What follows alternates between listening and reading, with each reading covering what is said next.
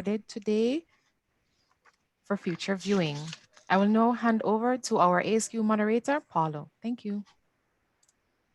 Thank you, Tracy Ann. Welcome, everyone. Thank you. Hello, Joe.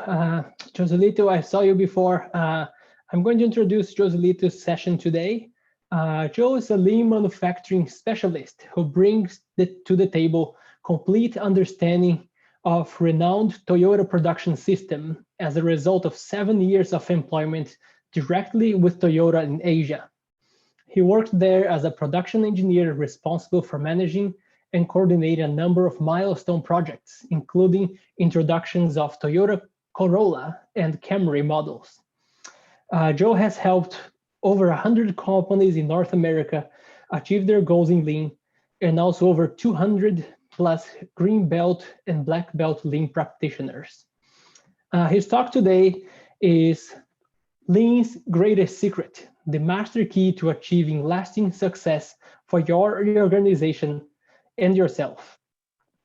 In this section, we'll discuss what a lean culture is and how to create it using real life examples and experiences that have not been previously shared. I had the opportunity of having a tour of Joe's facility, and it was very, very cool to see what he does. And he's a very knowledgeable person in lean manufacturing. Okay, Joe, if you're ready, it's up to you. Go ahead. Just want to make sure that you guys can hear me. Yep, we can hear you. Okay, thank you guys. Yes. Sorry about the delay there, just a little bit technical issue, but we're good to go. Again, thank you for inviting me to share some of the things I learned through my lean journey. So anyway, I titled this presentation, the lean's greatest secret. So I know most of you guys are really eager to know what is this secret all about. It's a secret, but it's also not a secret because the key to sustain any lean improvement lies on the basic lean principles. So anyway, I'll go over those basic lean principle, and we're going to find out, just like peeling an onion skin, what really makes companies sustain their lean improvements. Again, as I mentioned in the outline of this topic, you can also apply this to your own personal life as well as to your organization. So both your company and yourself can benefit from this if you really understand this secret, key to sustain any success that you want to achieve. Okay, so let's get started here. So I know that you guys are all familiar with the traditional fishbone diagram. So, again, it's a root cause analysis diagram. It's cause and there's an effect.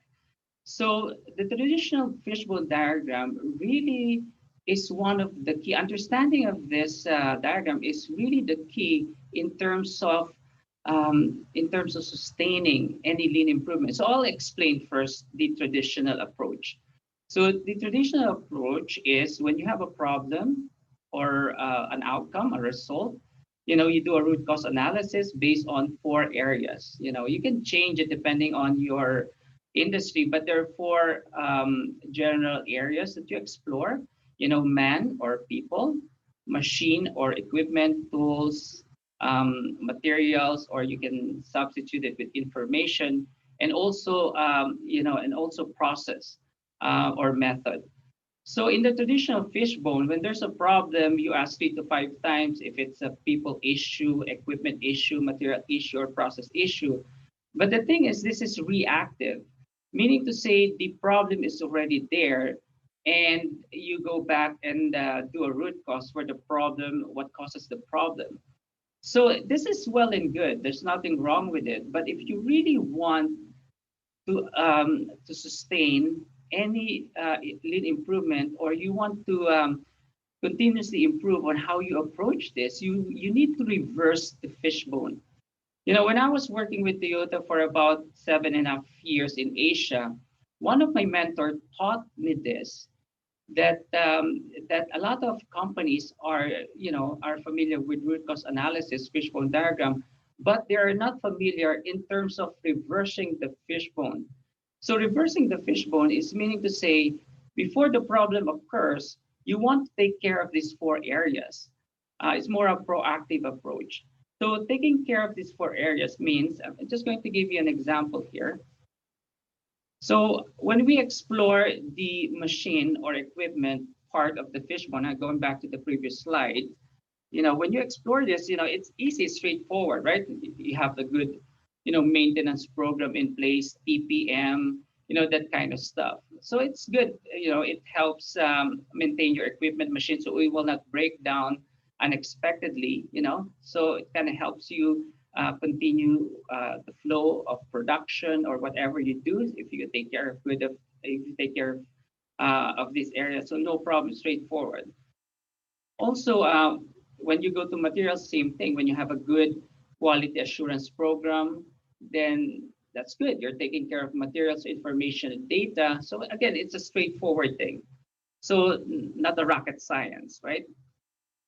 With regards to processes, when you have good standard operating procedure, you have a good guidelines, policies, it's good. Again, it will take care of the process. But most organization, most company, they kind of drop the ball in terms of the number four area of the fishbone, which is the people aspect of the fishbone. Because if you go back to the previous slide, the the equipment, materials, process, they're all well and good if you have infrastructure around it. But if you don't take care of the people side of things, then everything falls apart. So let me move forward here. I'll explain what do I mean by that. Okay. So most company doesn't have a program to help grow their people, to make their employees better. You know, um, Sometimes or oftentimes when we want to hire people, good people in our organization, we really do a series of interviews. We want to make sure that we really have qualified applicants to the position. But after this qualified person joined the organization, if we don't have a good environment to nurture their growth, their personal growth, we don't have a good environment to really make them a better person, the employees become bitter in terms of better over time if the environment doesn't support personal growth. And again, as I mentioned a while ago, the person is the one taking care of the process, taking care of the machine or equipment, and also the materials. So the most important part of the four areas of the fishbone is really the person, the people. So we're going to talk about how do we create an environment wherein the person will grow in the company as opposed to become negative later on because of some environment are really toxic and negative. So we need to address this opportunity, if you may, in order to make sure that we're really putting a lot of attention and a lot of structure around it so that our person becomes better. They grow within the company. So it's like a law of sowing and reaping, right? You plant a good seed, but it doesn't stop there. You have to nurture the seed. You have to water it, put fertilizer, and then later on, you can have a harvest, right? So also, in terms of the seed that you're planting, you have to start with really good seed. And again, what do I mean by that? You have to hire the right people in place and nurture them, make them better, and then you will reap the result. Now, I want to talk about a formula that I learned from my mentor on how we grow our people. How are we going to nurture, our team members so that they become a better person, they become a better part of our organization. Of course, you heard this about coaching and mentorship. But what are the things we're going to coach them? How are we going to mentor them? Easier said than done.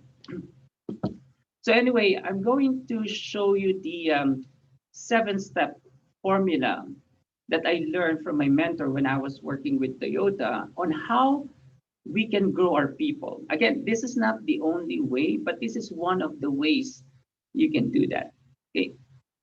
So again, we're going to start from the back, from number 7, and then we're going to work backwards to number 1. Okay. So I asked my mentor, how do you start that process? How do you grow your people? How do you mentor them? How do you coach them? Okay. So the first thing he said is,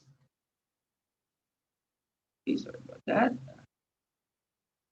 Okay, the first thing he said is, we need to make sure that we know our vision for that person or for the company. We need to start with our with so-called destiny box.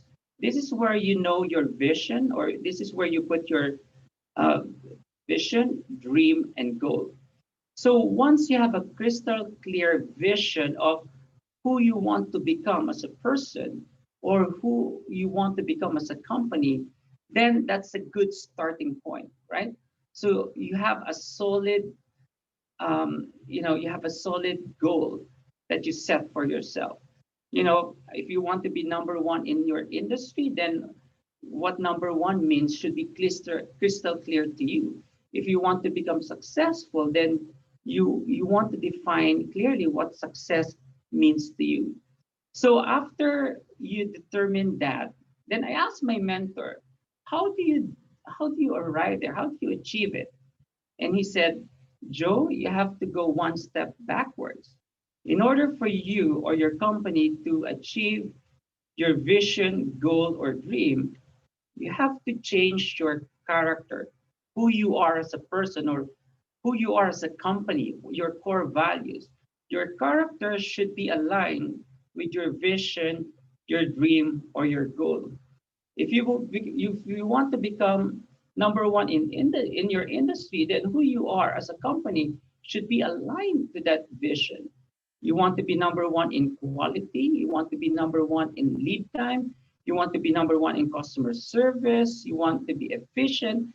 So who you are, your core values should be aligned to your vision, dream, or goal. Okay, so I said to my mentor, yeah, it's good, but how do you do that? How do you change your character? Then my mentor said, you have to work one step backwards. In order for you to change your character, who you are, you have to change your habits. So habits are the things that you do without even thinking about it. So, you have good habits and bad habits, but you have to have a habit that's in alignment with your character, and your character is in alignment with your vision. But I said, yeah, again, easier said than done. How do you change your habits? Because it's your autopilot, right? You don't think about it, just do it. If it's following procedure, if your people have good habits, they just follow the procedure. It's just, the norm. If they're focusing on quality, then it's just a habit. They don't take shortcuts. Again, how do you make a habit? How you develop a habit? So my mentor told me, Joe, you have to work one step backwards again. So in order to change your habits, you have to change your actions. So meaning to say, the leaders in your organization, supervisors, management team has to help its team member to develop the right actions day in and day out until it becomes a habit. Again, according to studies, about 20 to 21 days of repeated action, doing it day in and day out, and then you will form a habit. And, again, it's easier said than done, but how do you encourage your team to change the way they act every day, their routine? So my mentor told me you have to work one step backward again, Joe. You have to change your vocabulary. You have to change the words that's coming out of your mouth. You have to change your affirmation. So what do you mean by that? You have to say empowering words, you know, words that build your confidence, like I can do it. Our team is amazing. We'll figure it out. We have the best team. We'll find the solution. We can do it. We have the resources. We can make time. Those are empowering words as opposed to, hey, you know what? We don't have the resources. We can do it. We tried it before. We're not that smart. So you have to change your vocabulary in order for you to change how you act, right? So I told my man, how do you do that? And my mentor told me, you work one step backward. In order for you to change your affirmation, the words that you say, you have to change your thoughts. And when I was with Toyota, we have this motto that's we post all over the production line and all over the facility that says good thinking, good products, right? So if your thoughts is not good, if your thoughts are negative, if your thoughts are disempowering, if your thoughts is not motivating, then all the other things in this formula will not work. A lot of people, they don't invest in terms of the kind of thinking they have. That's why sometimes when they go to work, they have this negativity in them. They have this can't do attitude. Without even think about it, the automatic answer is, I can't do it. Because of the thinking process, because they don't invest on learning new things. When they wake up in the morning, they listen to negative news. They don't read the book anymore. They don't, watch, empowering videos anymore. They don't have a mentor. They don't have a coach. Okay. So the thoughts is really important in order for the other formula in other areas of your life to work. And I asked my mentor, how do you change your thoughts? And this is a starting point. In order to change your thoughts, you have to change your belief. If you don't believe that you will be successful, if you don't believe that you can have the best quality products out there, if you don't believe that you have the best team, then you will not be able to achieve it. So your belief is just, it's like the operating system in a computer. You have to upgrade it in order for the new programs to run. So if you have an outdated belief system, this empowering belief system, you have to change this. So if you change your belief, you will change the way you think. If you change the way you think, you will change how you speak, the words you're saying. If you change the way you speak, you're going to change the way you act. If you change the way you act, you'll change your habits, you'll change your character, and you'll change your vision. You'll achieve your vision, your goal, and your dream. We're almost done here. So 2 more slides, 3 more slides. We're done. We're going to open for Q&A. Now, people will always see and experience the world looking from their own lens. This 7 formula is what makes your lens. That's why if you change what causing the result, then you will change the result. Change the cause, and then you will change the effect, basically. Your belief should be a direct mirror of your vision. Whatever you like, whatever you want to achieve, you should have a belief that you can do it. Because this is the greatest secret of lean. Your result or the outside world is just a mirror of your inner world, meaning to say your inner belief, how you think, the words you're saying, your action, your habits, your character. So if you don't take good care of those things, you will not get the result you want.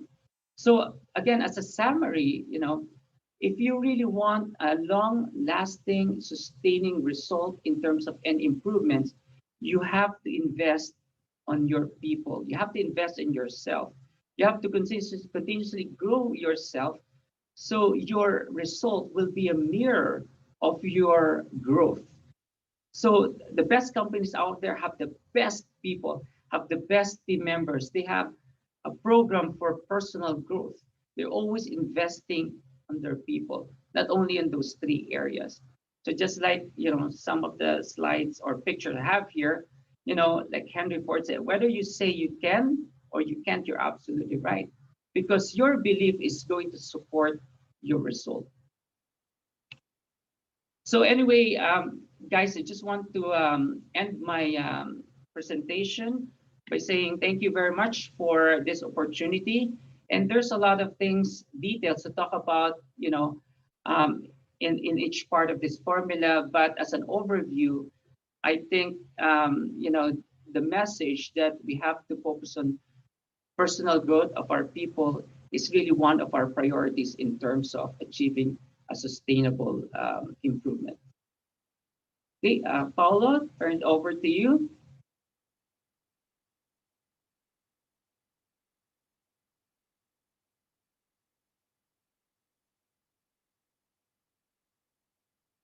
Okay,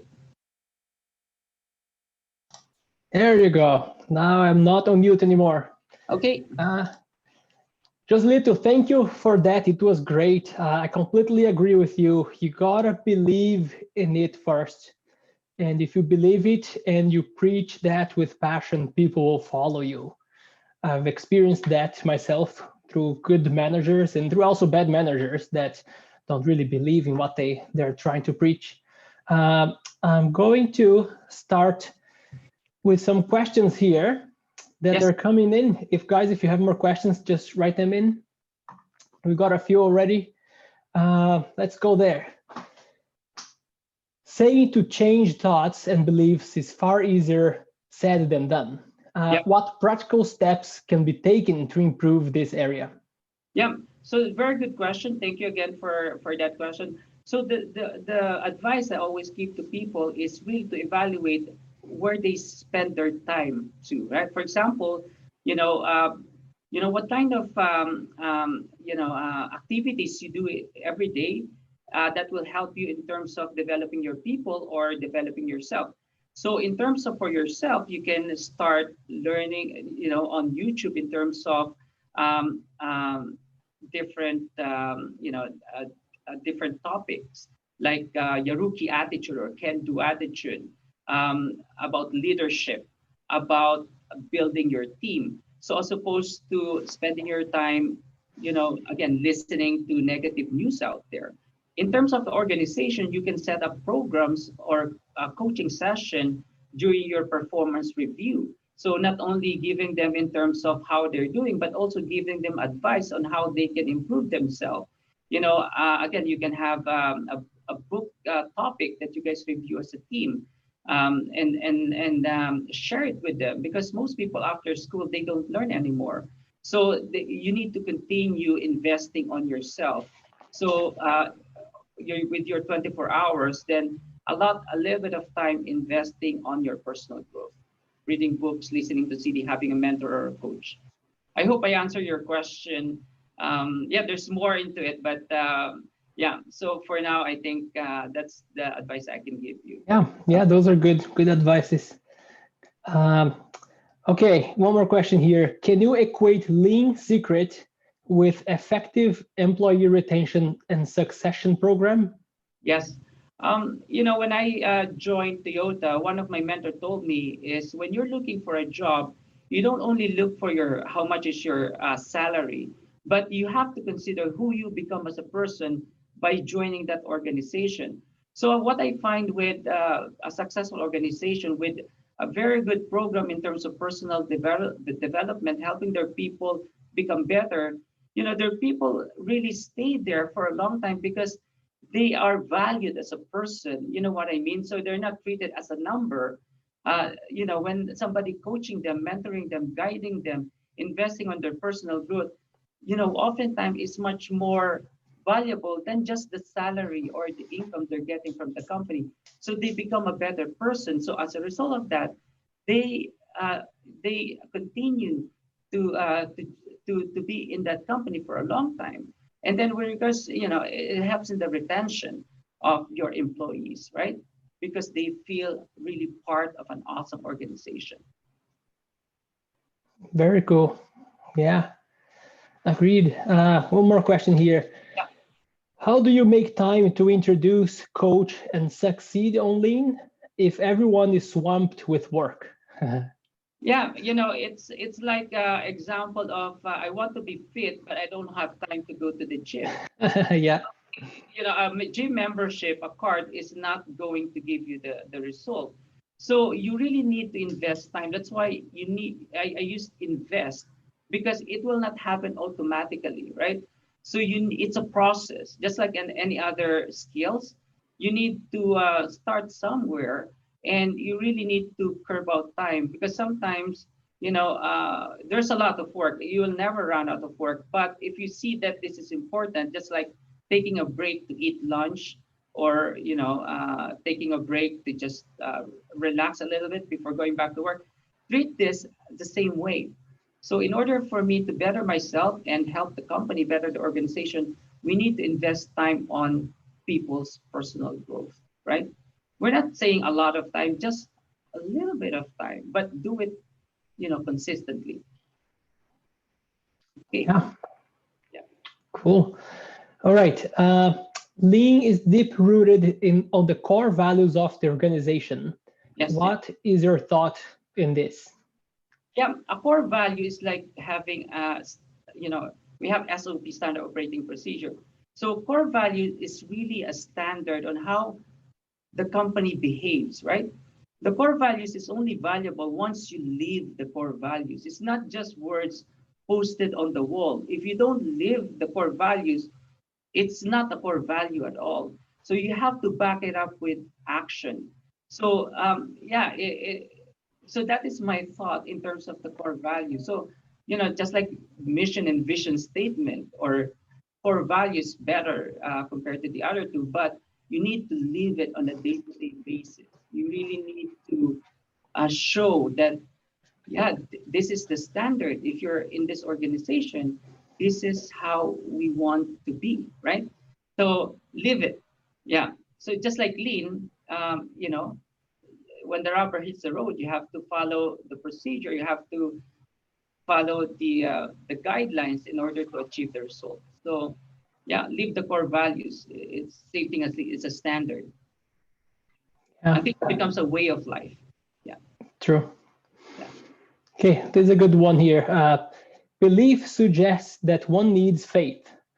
How does that work if you value reason and scientific experiment and hypothesis as a way to continually improve? Yeah, so let me read that question. Belief suggests that one Yeah, faith. Yeah, yeah. I think in anything you need faith in order that faith to become belief, right? So even for scientists, they have to have faith that they will find a solution, in their problems. So if you don't have a faith or a belief, then you will not achieve the result. It's also based on scientific, experiment. I'm also, studying quantum physics, and in that field of physics, your belief determines your result. Because again, it's kind of complicated subject, but I guess in anything that you do, it can be, scientific experiment. It can be process in your production. If you don't believe that you cannot achieve it, then you will not find an answer. The idea will not be downloaded in your mind if you don't first have the belief or faith. Again, it's based on science. Because once you believe on something, you changed your filter. It's just like I'm into yellow cars, and all of a sudden, when you go out, you see all the cars yellow, right? It's having that way. If you see you can do it, or if you believe you can do it, you will encounter people that will help you figure it out because you believe you'll find the answer. So continuous improvement really lies on, do you believe you can improve this process or not? Do you believe you can improve this quality or not? And based on that, the result you'll be getting will be based on your faith or your belief. It's a mirror, right? Just like I mentioned, the outside world is just a mirror of what's happening inside of you. yeah, I hope true. I answer your question, John, but that's the best I can do for this right now. Yeah, so that's good advice. Okay, one more here. Yeah. There are a lot of employees with negative self-talk or poor self-esteem out there.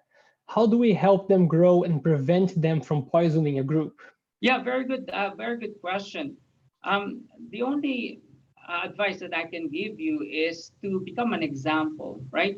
So if there's a lot of negative people in the organization that don't participate when they do their negative session, and also become an example, you can show this to them. But the key here is to uh, they have to be open to change. They have to admit that they need to change.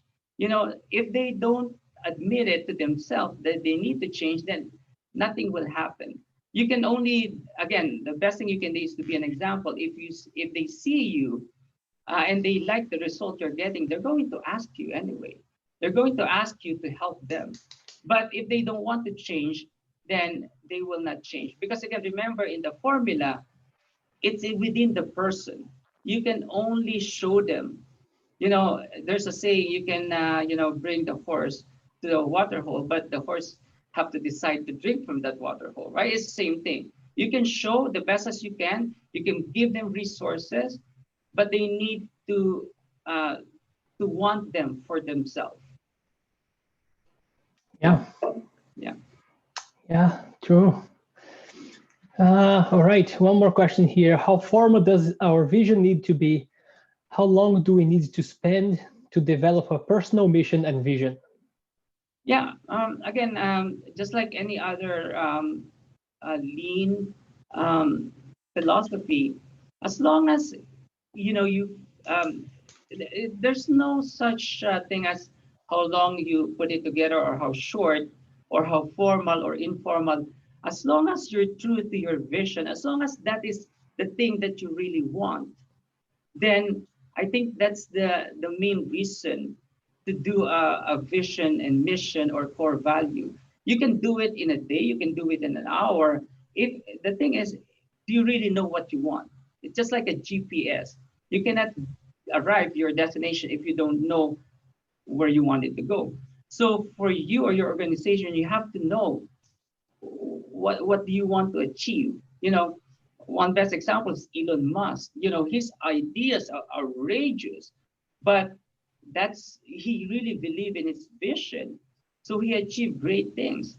So again, same thing with his company. His core value, he communicated with everyone, so everyone's on the same page. So it depends on how genuine, how true that vision for you. Then you can start there, and you can change it as you go, as you mature. You can tweak it. Nothing written in stone, right? Mhm.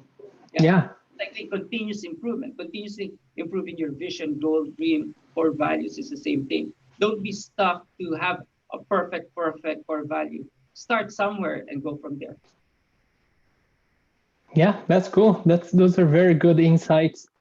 I remember asking a CEO of a really big company once. Yeah. I asked him, "How do you motivate people?"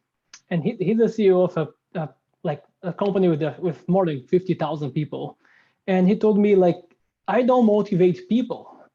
People have to be motivated themselves. Yeah. I give them the tools. So if people want to progress, people want to develop, they're Mhm. gonna use the tools I give them and the opportunities." And then that was a good answer he had. I was like, "Oh, okay. I didn't expect that, but that's true." Yep. Yep. Very good. When they feel the pain long enough and they want to change their life or their organization, they're going to ask for help. Yeah.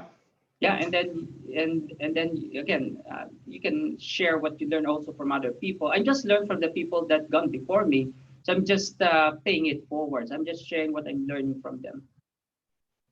Yeah, very cool.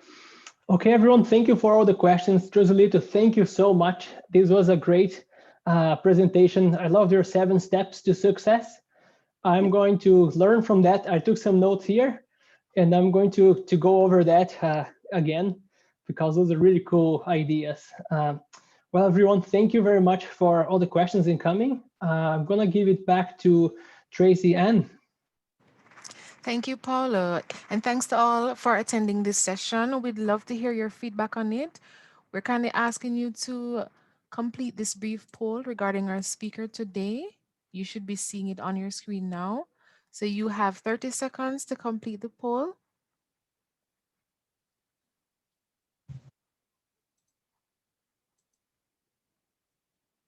You now have 20 seconds.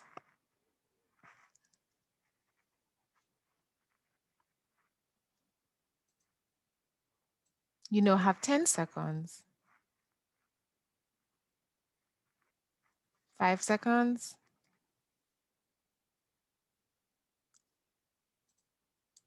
And thank you for completing the poll. Please feel free to join our closing session on our panel discussion. The link for those sessions will be posted in the Zoom chat.